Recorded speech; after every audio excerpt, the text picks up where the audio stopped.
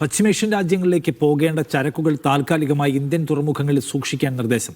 പെട്ടെന്ന് നശിച്ചുപോകുന്ന സാധനങ്ങൾക്ക് മുൻഗണന നൽകണമെന്നും കേന്ദ്ര ഷിപ്പിംഗ് മന്ത്രാലയം അറിയിച്ചു. ഗൾഫ് മേഖലയിൽ നിന്ന് തിരിച്ചുവരുന്ന കപ്പലുകൾക്ക് തുറമുഖങ്ങൾ സൗകര്യം ഒരുക്കണമെന്നാണ് നിർദ്ദേശം. കൂടുതൽ വിവരങ്ങളുമായി റഷീദ് ഡൽഹിയിലും ചേരുന്നു. റഷീദ്, എന്താണ് പുതിയ നിർദ്ദേശം?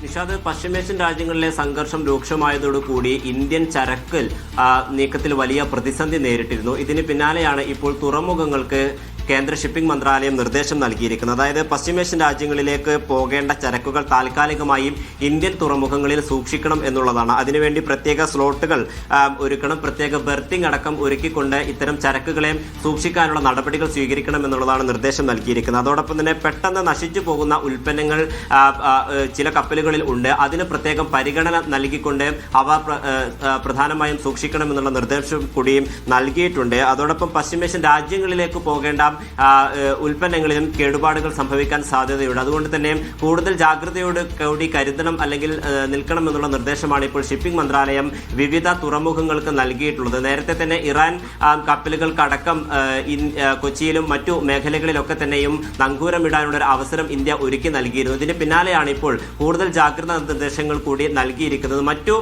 പേർഷ്യൻ കടലിടുക്കുകളിൽ നിന്നുള്ള കപ്പലുകളെ തിരികെ കൊണ്ടുവരാനുള്ള നടപടികൾ കൂടി കേന്ദ്രം ഊർജിതമാക്കിക്കൊണ്ട് മുന്നോട്ട് പോവുകയാണ്.